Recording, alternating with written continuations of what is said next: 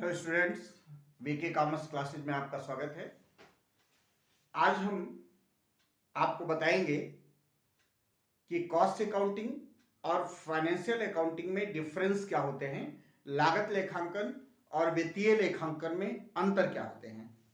Students, आप जानते हैं अकाउंटिंग की आवश्यकता के अनुसार अलग अलग फॉर्म्स होते हैं, जैसे फाइनेंशियल अकाउंटिंग, वित्तीय लेखांकन, कॉस्ट अकाउंटिंग, लागत लेखांकन, मैनेजमेंट अकाउंटिंग, प्रबंधकीय लेखांकन, कारपोरेट अकाउंटिंग, निगमीय लेखांकन, सोशल रिस्पॉन्सिबिलिटी अकाउंटिंग, सामाजिक उत्तरदायित्व लेखांकन।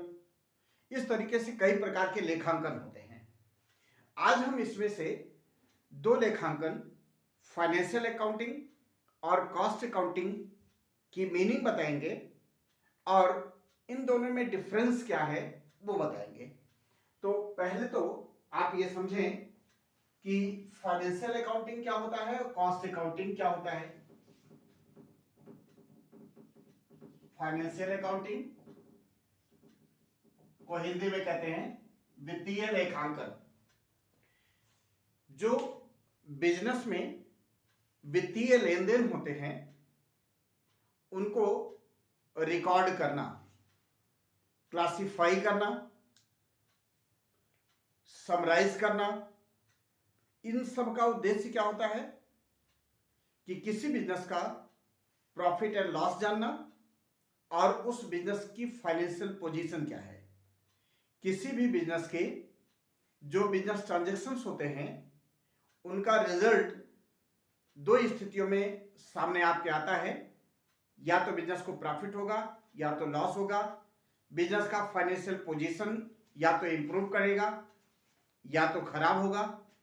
तो आप साल भर में जो बिजनेस में लेन देन हुए हैं, एक निश्चित समय में जो बिजनेस में लेन देन हुए हैं उनको रिकॉर्ड करेंगे। रिकॉर्डिंग करने के जो और भी प्रोसेस है फाइनेंशियल अकाउंटिंग के डीप स्टेप में हम नहीं जाएंगे। जो भी जर्नल एंट्री करना, लेजर पोस्टिंग करना, ट्रायल बैलेंस बनाना, फाइनल अकाउंट बनाना, फाइनल अकाउंट में जा करके प्रॉफिट एंड लॉस पता हो जाता है, बिजनेस को प्रॉफिट हुआ या लॉस हुआ, जो उस समय के दौरान बिजनेस में ट्रांजैक्शन हुए हैं उनसे बिजनेस का फाइनेंशियल पोजीशन क्या है, ये सब जानने के लिए बिजनेस ट्रांजैक्शंस को रिकॉर्ड करना ये फाइनेंशियल अकाउंटिंग होता है। जो बिजनेस में एक्चुअल ट्रांजैक्शन हुए रहते हैं उनकी रिकॉर्डिंग की जाती है। कॉस्ट अकाउंटिंग में क्या होता है? कॉस्ट अकाउंटिंग में प्रॉफिट एंड लॉस जानना, बिजनेस का फाइनेंशियल पोजीशन जानना, यह उद्देश्य नहीं होता मुख्य रूप से। कॉस्ट अकाउंटिंग क्यों किया जाता है, कॉस्ट अकाउंटिंग क्यों रखा जाता है? ऐसे बिजनेस जो मैन्युफैक्चरिंग बिजनेस हो, जहां किसी सामान का प्रोडक्शन होता हो या कंस्ट्रक्शन का काम होता है, जहां पर यह शर्ट बना होगा, जहां पर यह मार्कर बना होगा, जहां डस्टर बना होगा, जहां मोबाइल बना होगा, जहां यह बोर्ड बना होगा, जहां बुक बनी होगी, जहां घड़ी बनी होगी, प्रोडक्शन का काम होता है। कंस्ट्रक्शन का काम, बिल्डिंग जहां बनता है, बिल्डिंग कंस्ट्रक्शन का काम होता है, रोड कंस्ट्रक्शन का काम होता है, ब्रिज पुल निर्माण का काम होता है। ऐसे बिजनेस में या सर्विस प्रोवाइड करने वाली संस्थाएं होती हैं, ट्रांसपोर्टेशन सर्विस में लगी हुई का business, hotel, hospitals, water supply के business, canteen, cinema halls, circus, ये सब सर्विस प्रोवाइड करने वाली संस्थाएं होती हैं। इनको अपना काम करने में, सामान का प्रोडक्शन करने में कुछ लागत आती है, खर्चे करने पड़ते हैं। उस कॉस्ट को कैलकुलेट करना और कॉस्ट को कंट्रोल करना, दो बातें हम कॉस्ट अकाउंटिंग में बता रहे हैं। कॉस्ट अकाउंटिंग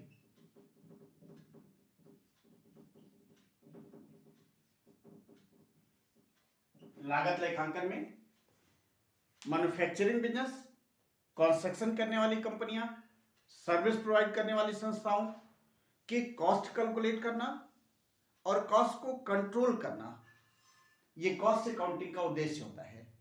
लागत लेखांकन, तो फाइनेंशियल अकाउंटिंग, कॉस्ट अकाउंटिंग में डिफरेंस आज हम आपको डिटेल बताएंगे इन दोनों में अंतर क्या होता है। फिर से एक बार रिवाइज करें।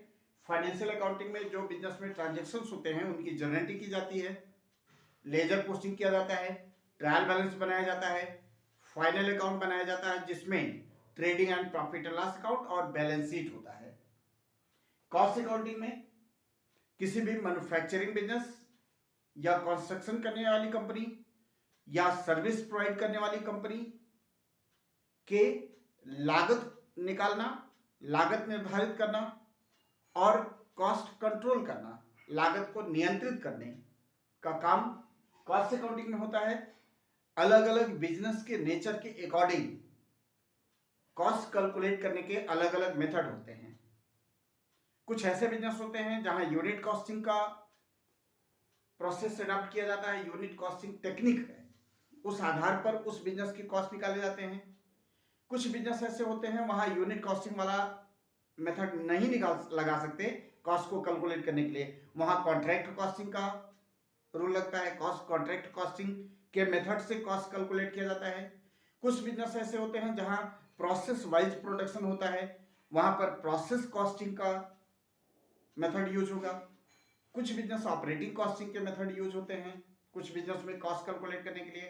तो ये फाइनेंशियल अकाउंटिंग कॉस्ट अकाउंटिंग के दोनों के उद्देश्य अलग हैं और ढेर सारे अंतर अलग हैं, अंतर है दोनों में। तो आज हम बताएंगे difference between cost accounting and financial accounting.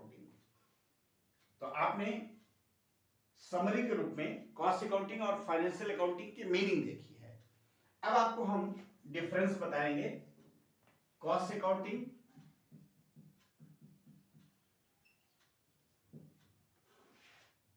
Financial accounting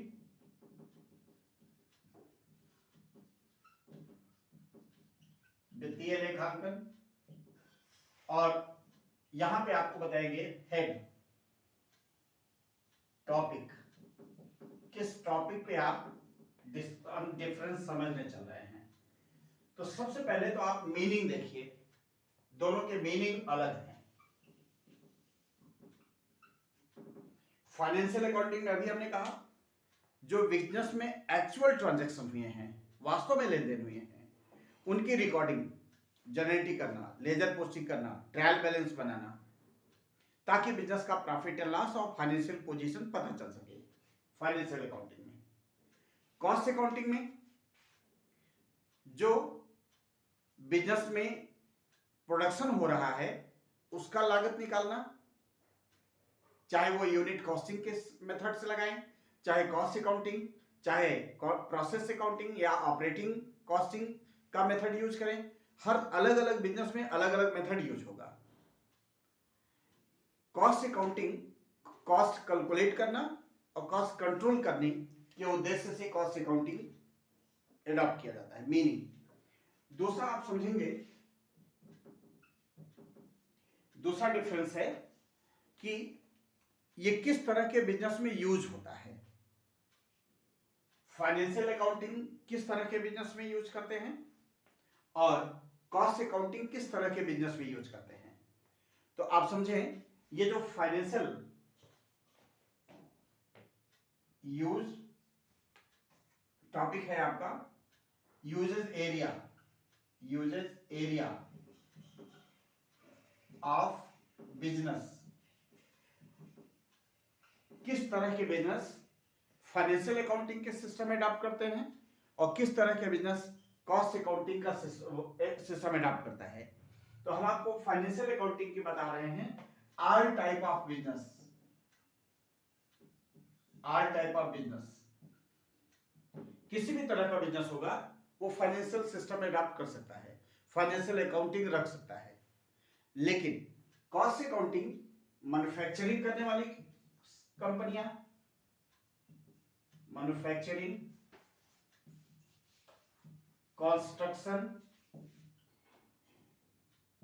construction या सर्विस प्रोवाइड करने वाली संस्थाएं और service provider,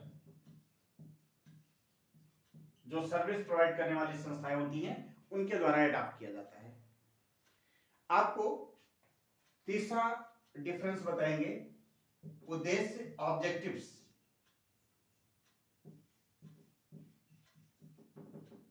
objectives. Financial accounting का उद्देश्य होता है profit and loss and financial position जानना। फाइनेंशियल अकाउंटिंग का उद्देश्य होता है कि किसी बिजनेस में प्रॉफिट हुआ या लॉस हुआ यह जानना, या उसकी फाइनेंशियल पोजीशन क्या है। जबकि कॉस्ट अकाउंटिंग का उद्देश्य होता है कॉस्ट कैलकुलेट करना, cost calculation and cost control करना, लागत नियंत्रण करना उद्देश्य होता है। चौथा आपको डिफरेंस बताएंगे क्लासिफिकेशंस ऑफ एक्सपेंसेस।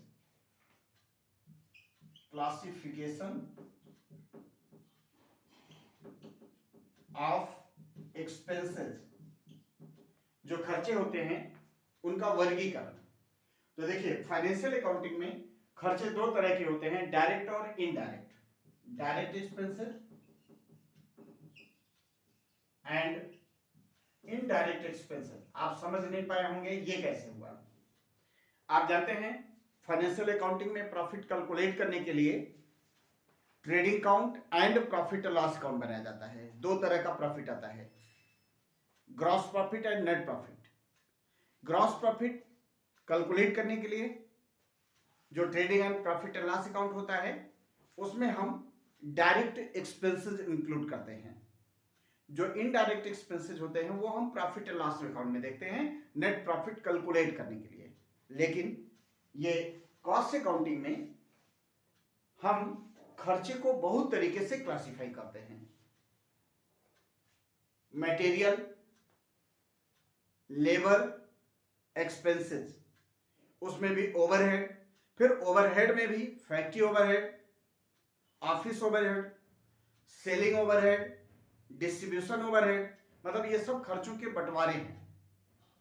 इनमें डिटेल स्कोप होता है खर्चों के बंटवारे का, खर्चों का अलग अलग नेचर, उसके आधार पे अलग अलग क्लासिफिकेशन। और जबकि फाइनेंशियल अकाउंटिंग में आप देख रहे हैं केवल दो तरह के खर्चे, डायरेक्ट एक्सपेंसेस और इनडायरेक्ट एक्सपेंसेस बांटे गए हैं ग्रॉस प्रॉफिट और नेट प्रॉफिट कैलकुलेट करने के लिए। अगला पॉइंट देखेंगे knowledge about profit and loss. Profit and loss, knowledge about profit and loss, आप इसको नोट भी करते चलेंगे। Knowledge about profit and loss. आप जानते हैं फाइनेंशियल अकाउंटिंग में आप trading and profit and loss account बनाते हैं तो लॉस में आता है नेट प्रॉफिट, बिजनेस को टोटल कुल शुद्ध लाभ कितना हुआ। कॉस्ट अकाउंटिंग में भी आता है, लेकिन कॉस्ट अकाउंटिंग में टोटल प्रॉफिट के साथ साथ प्रॉफिट पर यूनिट भी कैलकुलेट किया जाता है। थोड़ा सा इसको डीप में समझेंगे ऐसे। फाइनेंशियल अकाउंटिंग में जो रिकॉर्डिंग वास्तव में होती है वो मॉनेटरी टर्म में होता है।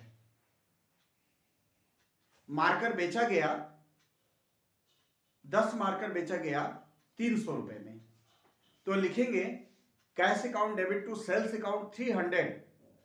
कितने मार्कर बेचे गए जनरेटिव में नहीं लिखा जाता, बस cash account debit to sales account 300। आप बताइए जब जनरेटिव में आप ये नहीं लिख रहे हैं कितने मार्कर आप बेच के बिजनेस किए, तो लास्ट में जो प्रॉफिट होगा आप वो कैसे जान पाएंगे एक मार्कर पे कितना प्रॉफिट हुआ, क्योंकि आपने कितना मार्कर बेचा उसका रिकॉर्ड किया ही नहीं है। फाइनेंशियल अकाउंटिंग में जो रिकॉर्डिंग होती है वो मॉनेटरी टर्म में होती है, उसकी क्वांटिटी नहीं कंसीडर करते हैं। जबकि कॉस्ट अकाउंटिंग में वस्तु की, सामान की क्वांटिटी भी कंसीडर करते हैं और अमाउंट भी लिखते हैं। तो उसमें total profit and profit per unit दोनों आप कैलकुलेट करते हैं, प्रॉफिट, टोटल प्रॉफिट और प्रॉफिट पर यूनिट भी। जबकि फाइनेंशियल अकाउंट में केवल टोटल प्रॉफिट आप कैलकुलेट करते हैं। उसके बाद है nature of expenses. Nature of expenses, आप जानते हैं फाइनेंशियल अकाउंटिंग में जो खर्चे लिखे जाते हैं वो एक्चुअल होते हैं। वास्तव में जब पैसा आप खर्च करेंगे तभी जनरेटिव होती है। अगर आप एम्प्लॉई को सैलरी दिए तभी आप एंट्री करेंगे salary account debit to cash account. Rent दिए तभी आप लिखेंगे rent account debit to cash account. मतलब फाइनेंशियल अकाउंटिंग में जो खर्चे होते हैं ना एक्चुअल लिखे जाते हैं, जबकि कॉस्ट अकाउंटिंग में कुछ खर्चे ऐसे होते हैं जो एस्टिमेटेड लिखे जाते हैं, अनुमानित होते हैं। कैसे? जैसे आपके घर में फंक्शन होता है तो आप कैटरर्स को बुलाते हैं खाना बनाने के लिए, उसको बताते हैं हमारे खाने में ये मेनू रहेगा, वो बता देता है कि 1,000 रुपये प्लेट खाना होगा, 1,000 रुपये प्लेट खाना पड़ेगा। तो क्या वो जो 1,000 रुपये रेट बताया एक प्लेट खाने का, क्या वो वास्तव में आपके सामने खाना बनाया और देखा और बताया कि देखिए इतना खर्च आ रहा है? नहीं, वो क्या करता है, वो इससे पहले कई काम कर चुका है, उसको आइडिया हो जाता है। वो ये भी पूछता है कि आपके जो गेस्ट होंगे वो किस एरिया से बिलोंग कर रहे हैं, रूरल एरिया से या अर्बन एरिया से, ये भी देखते हैं। कैसे लोग आएंगे, आने वाले लगभग किस तरह के लोग होंगे, आपके यहाँ मेनू में नाश्ता क्या रहेगा, खाना क्या रहेगा। नाश्ता कम है तो सीधी से, तो कुल मिलाकर के वो अनुमान पर बता देते हैं। ऐसे ही कॉस्ट अकाउंटिंग में भी फैक्ट्री से रिलेटेड खर्चे आप बता देता है। 50% ऑफ वेजेज आता है, जितनी मजदूरी होगी उसका 50% फैक्ट्री ओवरहेड आएगा। ये कौन बताया? ये पुराना मेरा अनुभव बता रहा है। जितनी मजदूरी आती है उसका 50% फैक्ट्री से रिलेटेड खर्चे होते हैं।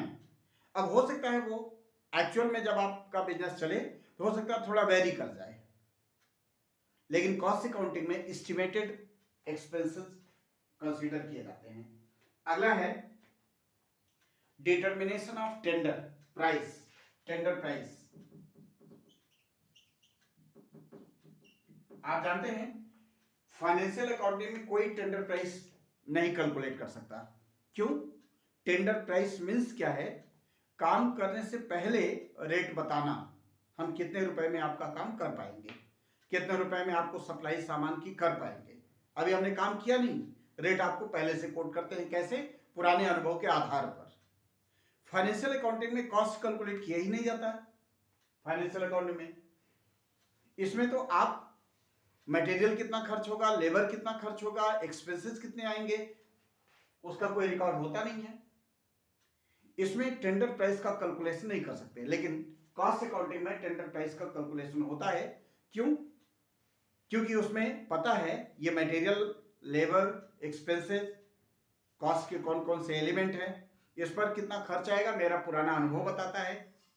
तो पुराने अनुभव के आधार पर हम फ्यूचर में जो काम करने वाले हैं उसका टेंडर हम पहले ही बता देते हैं। तो कॉस्ट अकाउंटिंग में टेंडर कैलकुलेट करने का सिस्टम होता है, जबकि फाइनेंशियल अकाउंटिंग में टेंडर कैलकुलेट नहीं हो सकता है। अगला है ऑडिट। ऑडिट, आप देखिए फाइनेंशियल अकाउंटिंग की ऑडिट कराई जाती है, और यहां तक कि कुछ कंपनियों में ऑडिट कंपलसरी होता है। Audit means qualified chartered accountant से अपना अकाउंट ऑडिट कराना, चेक कराना, जबकि कॉस्ट अकाउंटिंग में ऑडिट नहीं होता है। कॉस्ट अकाउंटिंग की ऑडिट नहीं कराई जाती। तो फाइनेंशियल अकाउंट की ऑडिट होती है, कॉस्ट अकाउंट का ऑडिट नहीं होता, अनिवार्य नहीं होता।